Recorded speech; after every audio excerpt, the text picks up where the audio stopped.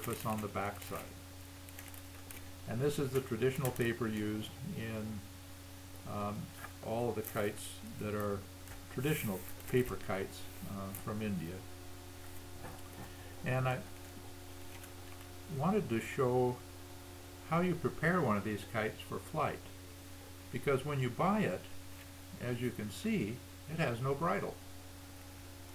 In India, if a kite has a bridle on it, it's an indication that that kite has been used.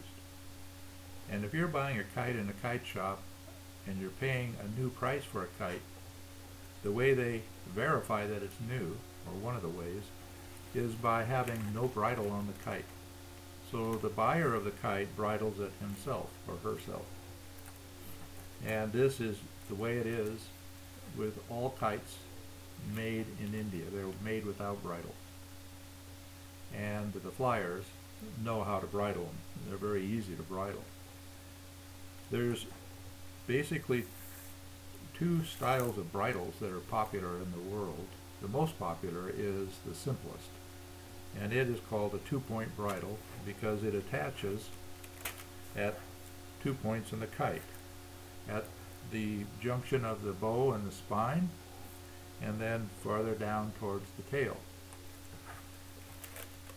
But before we put the bridle on, we want to do some reinforcing to help strengthen the paper and to reduce the possibility of damage. And it's a very simple process. Scotch tape or any clear cello tape.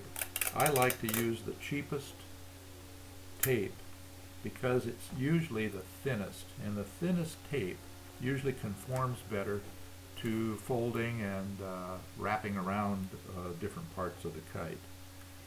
So one of the things I'm going to do first is turn the kite over and repair the damage that I created here inadvertently, and this will happen if you drag the kite along the ground when it's when you're flying. It's going to get torn,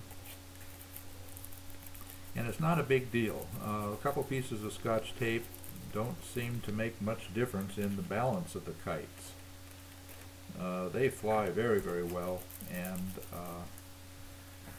are relatively easy to adjust. Sometimes they're tricky, but we'll go over that as well.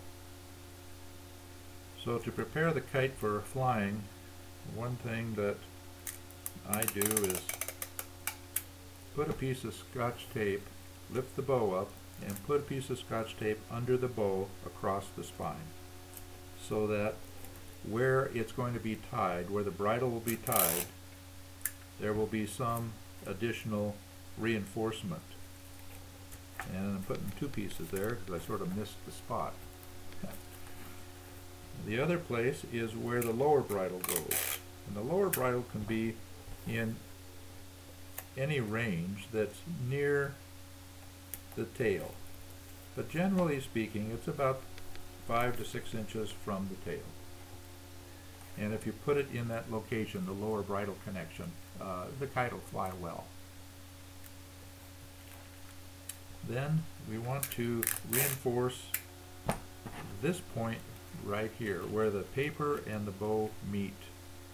So I usually start from the front of the kite and put a piece of tape so that half of the tape is on the front side of the kite, and then I wrap it around and around the bow to the back side of the kite and press it down. And I do the same on the other side.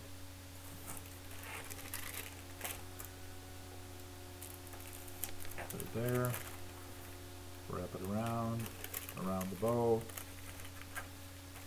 and that's good. Next thing we're going to do is strengthen the wing tips. Now the wing tip of a kite, a fighter kite, is where it often lands, and so it gets a lot of abuse there. So I just wrap a piece around the tip of each wing and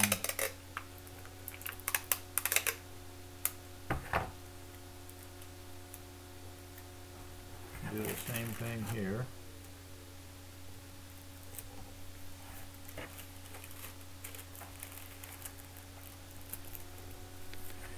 got to reinforce the nose, because whether we like it or not, the darn kite's going to crash sometimes. It comes down on the nose pretty hard.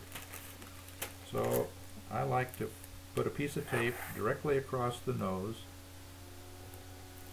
and fold over the ends onto the front side of the tape of the kite. And then I put a piece on the other side, on the front side, that's a little bit longer. I just put it across the nose like this,